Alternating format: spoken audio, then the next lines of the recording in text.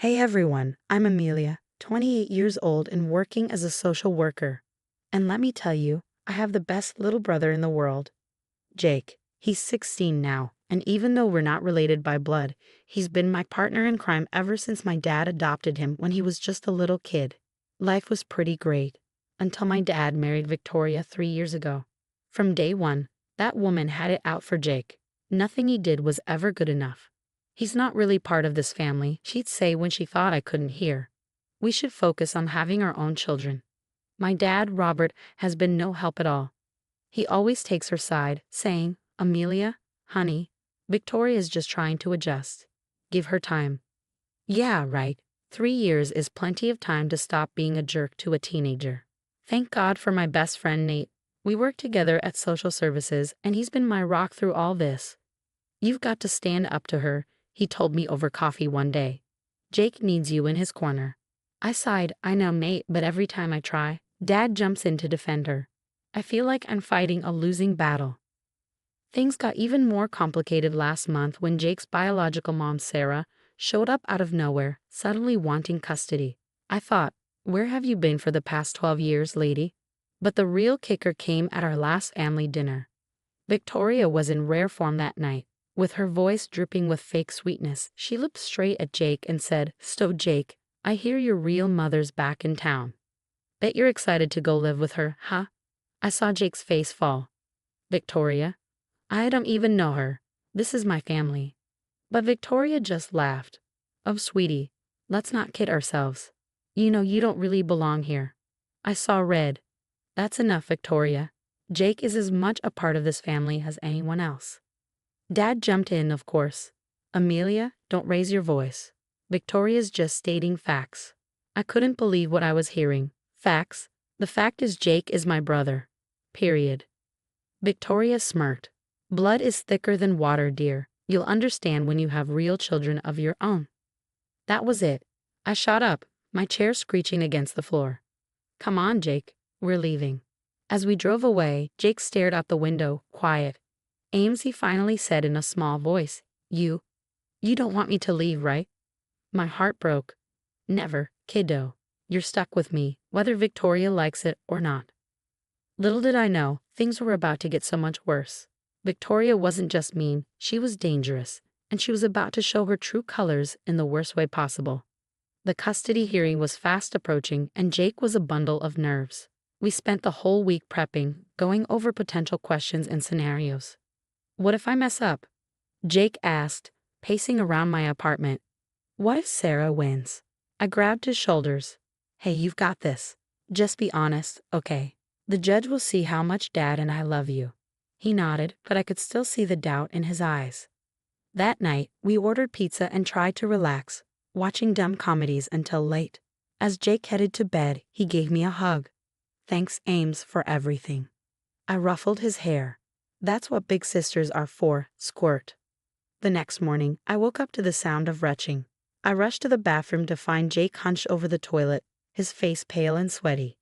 "Jake, what's wrong?" He looked up at me, his eyes glassy. "I don't feel so good." Before I could respond, he collapsed. Panic seized me as I dialed 911. The ride to the hospital was a blur.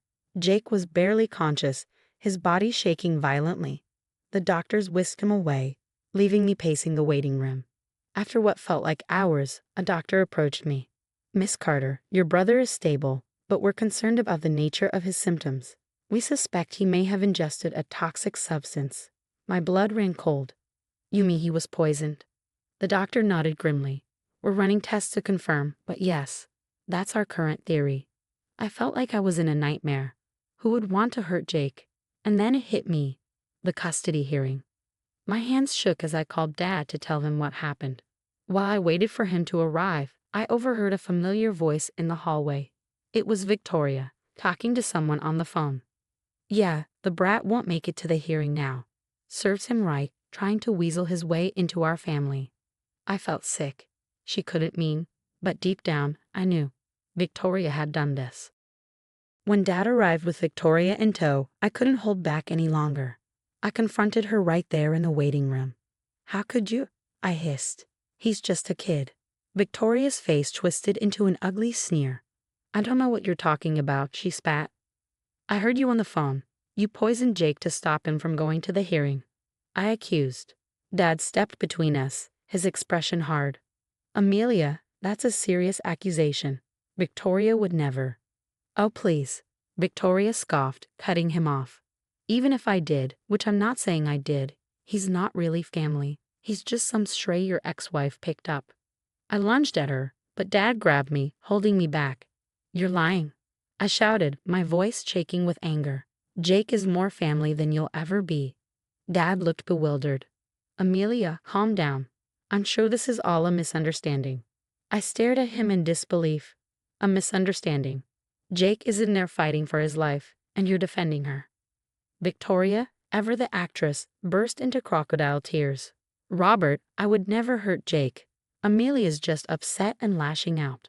I watched, sickened, as Dad comforted her. In that moment, I realized I was on my own. I'm going to check on Jake, I said coldly, turning away. Don't bother coming in. Neither of you. As I walked down the hall, I made a silent vow. I would protect Jake, no matter what. And I would make sure Victoria paid for what she'd done. One way or another, I'd expose her for the monster she truly was. After the hospital incident, I knew I couldn't let Jake go back to that house. Nate didn't even hesitate when I called him. Bring him to my place, he said. We'll figure this out together. Jake settled into Nate's spare room, but I felt a mix of relief and dread. What was I going to do next? We need dirt on Victoria, Nate said over late-night coffee. Real, solid evidence. That's how we'll expose her. That's how I found myself sitting across from Frank, a private investigator with a no-nonsense attitude. I'll dig, he said, narrowing his eyes. But are you prepared for what I might find? I nodded, jaw set. Whatever it takes to protect Jake. A week later, Frank called me in. Your stepmother's been married 3 times before your dad, he began. Each marriage ended with accusations of fraud and emotional abuse. I felt sick. How did she get away with it? Money talks, Frank said. But there's more. I found her second ex-husband, Tom. He's willing to talk. Meeting Tom felt like staring into a mirror of pain. Victoria destroyed me, he said, hands trembling. Emptied our bank accounts, turned my kids against me. By the time I realized what was happening, it was too late. I'm so sorry, Tom. I had no idea. His eyes hardened. There's more. She's involved in a real estate scam, selling properties that don't exist and stealing people's life savings. My mind reeled. Do you have proof? Tom nodded and slid a USB drive across the table. Everything's on here. I've been gathering evidence for years, but I was too scared to act. I stared at the tiny drive, knowing it could change everything. But when I tried to tell Dad what I'd found, he shut me down. I can't believe you're still on this, Amelia, he said coldly. Victoria would never hurt Jake, and these accusations are insane. You need to let it go and come home. I felt the anger rise in my chest. Let it go. She poisoned Jake, Dad. Now I find out she has a history of fraud and abuse, and you're still defending her. Because she's my wife, he shouted, his voice cracking. She loves me. She wouldn't do these things. I shook my head, realizing that I might be losing my dad in this fight. I'm sorry, Dad, I said softly, but I can't ignore this. I won't let her hurt Jake again. I knew what I had to do. It was time to expose Victoria for who she really was, no matter the cost. I called Nate, my hands trembling. I need your help. We're going to take her down at the custody hearing. Nate's voice was fierce. I'm in. What's the plan? As I outlined what I had in mind, a mix of fear and determination settled over me. This would tear our family apart, but I had to protect Jake. And maybe, just maybe, I could stop Victoria from hurting anyone else ever again. We've got one shot at this, I said, my resolve hardening. Let's make it count. The day of the rescheduled custody hearing arrived, and my stomach was in knots. Weeks of gathering evidence had led to this moment. As Jake and I walked into the courtroom, I squeezed his hand reassuringly. When it was our turn to speak, I took a deep breath. Your Honor, before we discuss custody, there's something the court needs to know. I presented our evidence, Jake's hospital records, the PI's report on Victoria's past, and statements from her ex-husband. The courtroom erupted into murmurs as I laid out her history of fraud, manipulation, and abuse. Victoria's face contorted with rage. This is ridiculous. They're all lies. To my shock, Dad stood up. No, Victoria, it's time for the truth. His voice trembled. Your Honor, I've been blind, but Amelia's right. Victoria poisoned Jake. I found the evidence she tried to hide. Before anyone could react, the courtroom doors burst open. FBI agents entered, approaching Victoria. Victoria Thompson, we need to ask you some questions about a real estate development in Florida. As they led her away, I overheard snatches of conversation about a multi-million-dollar fraud scheme. The judge, clearly rattled, made his decision. After hearing how close Jake and I were and how strongly he opposed living with his biological mother, the ruling was clear. It was the happiest moment of my life when the judge awarded me custody of Jake. I was officially his legal guardian. Outside the courtroom, Jake hugged me tightly. We did it, Ames. It's over. In the weeks that followed, Victoria's carefully constructed world crumbled. Her high society friends abandoned her as news of her crimes spread. The real estate scam alone guaranteed she'd face years in prison. Dad tried to make amends, but I told him we needed time and space to heal.